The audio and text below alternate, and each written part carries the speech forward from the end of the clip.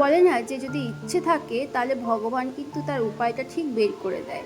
যেরকম আসবো আসবো করে যখন আসতে পারছিল না, তো হঠাৎ করে স্কুল থেকে নাকি নোটিশ পাঠিয়েছে যে দুদিনের জন্য স্কুল ছুটি, মানে বৃহস্পতি আর শুক্র, আর শনি রবি তো এমনিই ছুটি, তো লম্বা 4টে ছুটি পেয়ে গেছে। তো যেই নোটিশটা পাওয়ার সঙ্গে সঙ্গে ফোন করলো যে দিদি যদি পার্থদা নিতে আসতে পারি তাহলে জানি না একটু নিয়ে যায়, আর পার্থদাও ছুটলো নিতে। তো হ্যালো এভরিওয়ান, আমি সুদীপা, আমার আরও একটি নতুন ব্লগে তোমাদের অনেক অনেক স্বাগত। তো দেখো কালকে রাত্রে বলতে প্রায় 9টার দিকেই বোন আর বোনের মেয়ে ও কিন্তু এসছে। অনেক দিন ধরেই বলছিলাম যে একটু ঘুরে যা, পরীক্ষাটাও দাদা ভাইয়েরও পরীক্ষাটা শেষ হয়েছে, তো তোরা একটু আয়। তো স্কুলে নাকি আবার ওর নাচের জন্য সিলেক্ট হয়েছে। এখন তো সারা বছরই স্কুলে কিছু না কিছু আছে। আর দেখো ওদেরকে ম্যাগি দিয়ে আমি কিন্তু পার্থর জন্য এদিকে পরোটা আর আলুর তরকারি নিয়ে এসেছি। তুই কখন ভাত খাবি? এখন ভাত খেয়ে নি, আমি রান্না করতে যাই। কখন খাবি? তুই ওই গার্ডেন বানিয়েছিস? ঝুলন সাজিয়েছে আমাদের শোনো। ঠিক আছে, আমি যাই রান্না করতে। বাই। পরীক্ষা শেষ হলেও পরের দিন থেকে স্কুল শুরু হয়ে যায়, আর বিভিন্ন বাড়িতে ক্লাস তো আছেই। মানে পরীক্ষা শেষ হলেও ওদের দুদিন কিন্তু রেস্ট নেওয়ার টাইম নেই এখন সত্যি।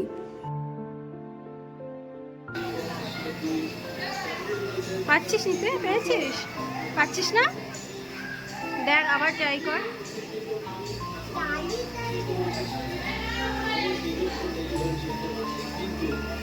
কোন ফুলটা? ও আচ্ছা, দেখি সরাম পারি কিনা। আমার কি হাত যাবে? এনে এনে এনে এনে।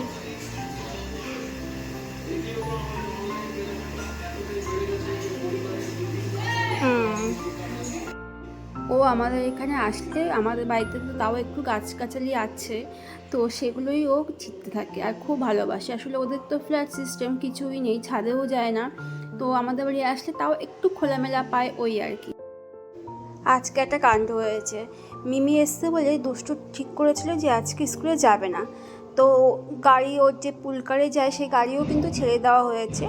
তারপর ওর হঠাৎ করে মনে পড়েছে যে স্কুলে আজকে ফুটবলের সিলেকশন আছে, তো পড়ি করি না আজকে যেতেই হবে বলে ওর বাবাকে সেই 15 মিনিট আগে নিয়ে ছুটলো। আর আমারও খুব টেনশন হচ্ছিলো যে ক্লাস মানে ঠিক সময় মতো স্কুল গেটে পৌঁছাতে পারবি না, নাহলে আবার এতটা কষ্ট করে যাওয়ার ছেলেটার আসাটা মানে বিফলে যাবে, তো আবার বাড়ি ফিরে আসা। তো যাই হোক, শুনলাম যে ফোন করে ওর বাবা বললো যে হ্যাঁ পৌঁছে মানে গেটে ঢুকিয়ে দিতে পেরেছে। তো বোন এদিকে একা একা কী করবে, বোন এদিকে ড্রয়িং করছিল, যেহেতু ও শনিবার একটা ড্রয়িং কম্পিটিশান আছে। তারপরে আমাকে বললো মিমি একটু ছাদে চলো, ও ছাদে আসতে ভীষণ ভালোবাসে। এই ফুলটা দিদুন দিয়েছে, দেখ খুব সুন্দর হয়েছে এই ফুলগুলো।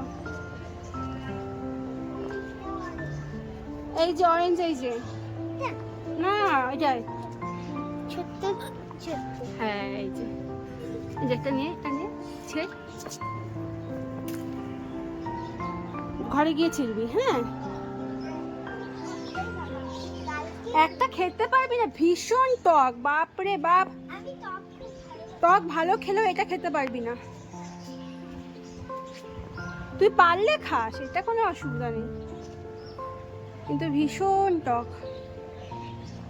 আবার বৃষ্টি চলে আসবে। যা গাছগুলো খুব সুন্দর হচ্ছে বৃষ্টিতে।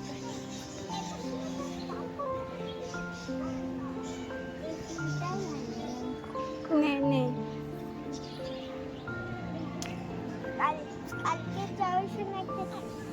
নিয়ে যাবি? আছে নিয়ে যাস।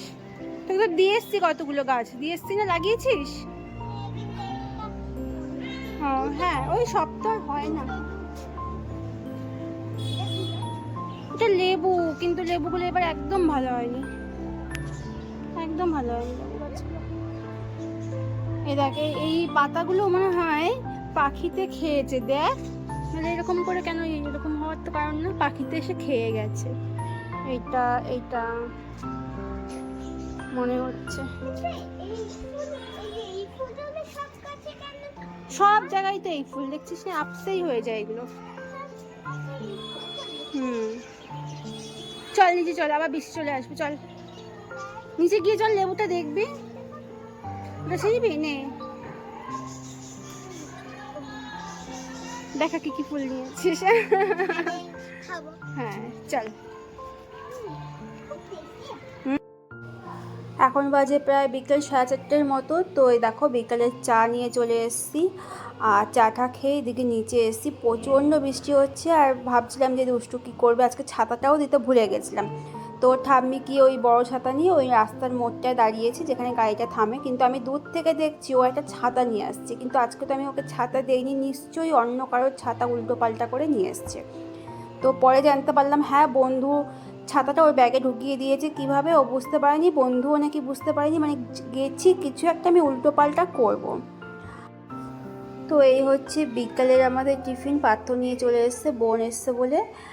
তো আজকের মতো খেতে খেতে ব্লগটা এখানেই শেষ করছি। যদি তোমাদের ভালো লাগে একটা লাইক কমেন্ট করো, আর যারা চ্যানেলে নতুন তারা সাবস্ক্রাইব করে পাশে থেকো।